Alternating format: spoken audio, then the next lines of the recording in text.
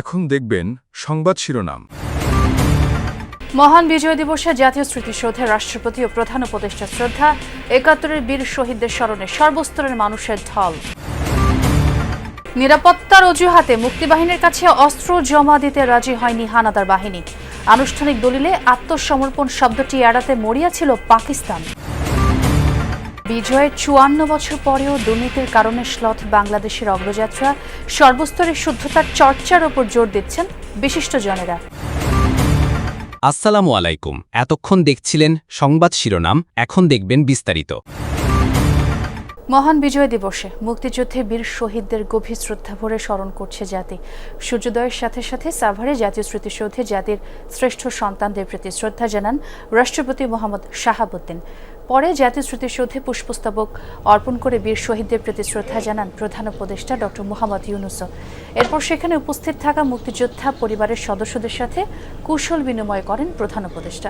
পাশাপাশি বিভিন্ন কূটনৈতিক সদস্য, উপদেষ্টা পরিষদের সদস্য, সরকারি কর্মকর্তা এবং সামরিক বাহিনীর কর্মকর্তাদের সাথে শুভেচ্ছা বিনিময় করেন তিনি। পরে উপদেষ্টা রিজওয়ানা হাসান বলেন, নির্বাচন প্রতিহত করতে চেষ্টা করছে একটি পক্ষ, সে কারণে জনমনে ভীতি সৃষ্টির অপচেষ্টা চলছে। সরকার সেই আতঙ্ক কাটাতে ব্যবস্থা নেবে বলে জানান তিনি। আর আইন উপদেষ্টা স্মরণ করেন বীর মুক্তিযোদ্ধাদের। প্রতিপক্ষ আরো বেশি সংগঠিত এবং সে পিছন দিক থেকে আঘাত করছে। এই যে পিছন দিক থেকে আঘাত, এটার বিপরীতে আমাদেরকে আরো বেশি ব্যবস্থা গ্রহণ করতে হবে এবং গ্রহণ করছি। আমরা নিরাপত্তা আরো জোরদার করছি। আমরা আশা করি এই নির্বাচনের মাধ্যমে একটা ভিত্তি স্থাপন হবে, যে ভিত্তিটা গণতন্ত্রকে যেমন সুদৃঢ় করবে, তেমনি জনগণের কাছে সরকারকে জবাবদিহি করতে বাধ্য করবে। মুক্তিযোদ্ধা যারা আছেন, আহত মুক্তিযোদ্ধা যারা আছেন, যারা আপনার ওই সময় নানান আত্মত্যাগের মাধ্যমে বাংলাদেশকে স্বাধীন করেছেন, তাদের প্রতি কৃতজ্ঞতা, শ্রদ্ধা। পরপরই মূলত সর্বসাধারণের জন্য জাতীয় স্মৃতিসৌধের মূল যে প্রাঙ্গণ সেটি খুলে দেওয়া হয়েছে।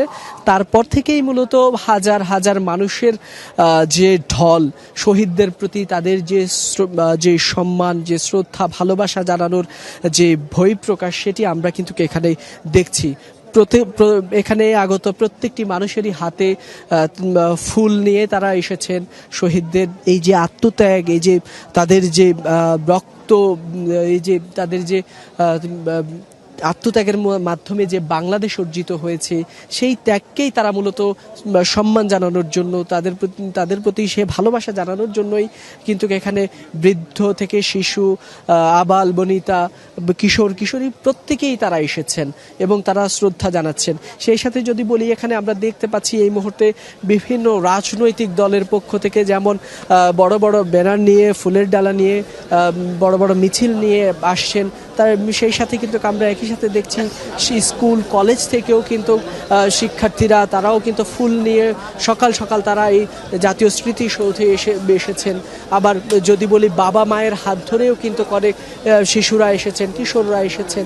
মূলত মুক্তিযুদ্ধের যে ইতিহাস, মুক্তিযুদ্ধে এই যে ৯ মাসের যে বাঙালির জাতির যে রক্ত দিয়ে যে বাংলাদেশ স্বাধীন হওয়ার বিজয়ের যে ইতিহাস, সেটিকে জানানোর জন্য, সেটিকে ধারণ করার জন্য যদি বলি, বাবা মায়েরা তাদের সন্তানদেরকে নিয়ে এখানে এসেছেন, শিক্ষার্থীদেরকে নিয়ে স্কুলের শিক্ষকরা যেমন এসেছেন, সকল শ্রেণী পেশার মানুষই কিন্তু আজকে এই জাতীয় স্মৃতিসৌধে এসেছেন। যে কোনোভাবে আনুষ্ঠানিক দলিলে আত্মসমর্পণ শব্দটি এড়াতে চেয়েছিল পাকিস্তানি হানাদাররা।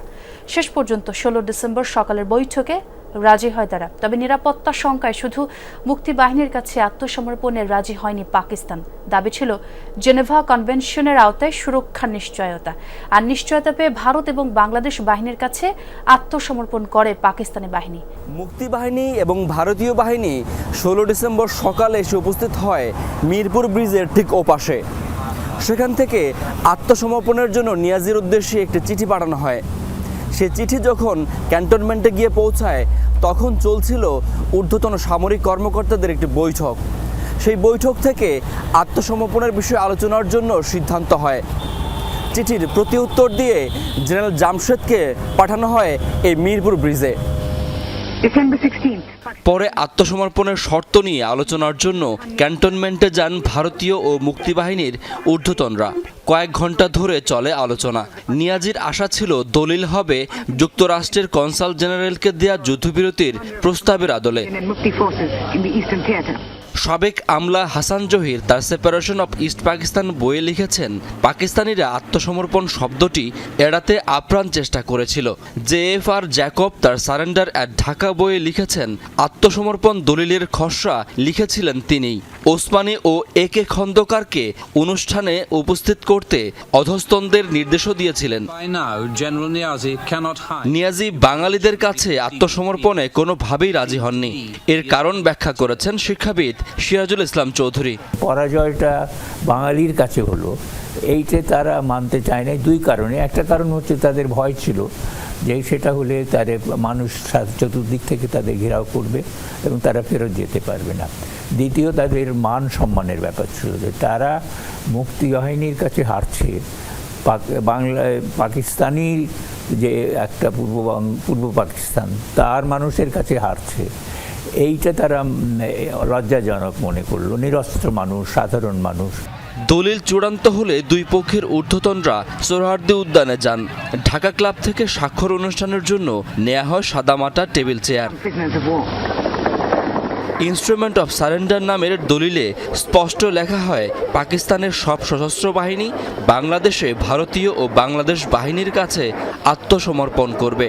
এর মধ্যে থাকবে সেনা, নৌ, বিমান বাহিনী সহ সব আধা সামরিক ও বেসামরিক বাহিনী।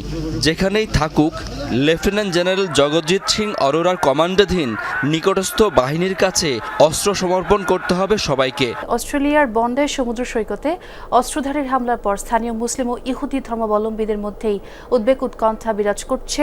পর্যটক কিংবা স্থানীয় ইহুদি ধর্মাবলম্বী হওয়ায় দেশটিতে অনিরাপদ বোধ করছেন তারা। অভিযোগ, সাম্প্রতিক সময়ে অস্ট্রেলিয়ায় ইহুদি বিদ্বেষ বেড়েছে। অপরদিকে হামলাকারীরা পাকিস্তানি বংশোদ্ভূত মুসলিম হওয়ায় সামাজিক অঙ্গনে মুসলিম বিরোধী মনোভাব বৃদ্ধির আশঙ্কা করছেন কেউ কেউ। এই ঘটনার পর সতর্ক অবস্থানে দেশটিতে বসবাসকারী মুসলমানরা। ছুটি কাটাতে অস্ট্রেলিয়ায় বেড়াতে গিয়েছিলেন ইসরায়েলি পর্যটক কবি ফারকাশ। বন্ডাই বিচে আয়োজিত ইহুদিদের ধর্মীয় অনুষ্ঠান হানুকায় যোগ দিয়েছিলেন উৎফুল্ল মনে। কল্পনাও করেননি ইসরায়েল থেকে এত দূরে এসে এমন ভয়ঙ্কর অভিজ্ঞতার মুখোমুখি হতে হবে তাকে। সুন্দর একটি ছুটি কাটানোর আশায় এখানে এসেছিলাম, আর বন্ডাই বিচ ঘুরে দেখার ইচ্ছা আগে থেকেই ছিল। তবে দুর্ভাগ্যজনক হলেও এখন আর এই স্থানে নিজেকে নিরাপদ মনে করছি না। বন্ডাই সমুদ্র সৈকতের ওই সন্ত্রাসী হামলায় অনেকেই হারিয়েছেন পরিবার, বন্ধু ও প্রিয়জন। তাদেরই শ্রদ্ধা জানাতে ফুলের তোড়া আর মোমবাতি জ্বালিয়ে এই স্মৃতিসৌধ গড়েছে সিডনিবাসী। তবে শোকের পাশাপাশি স্থানীয় ইহুদিদের মনে ভয়াবহ এই হামলার দৃশ্য যেন স্থায়ী জায়গা করে নিয়েছে। অনেকেরই আশঙ্কা, দেশটিতে দিন দিন বাড়ছে ইহুদি বিদ্বেষ। এটা কোনো আকস্মিক হামলা নয়।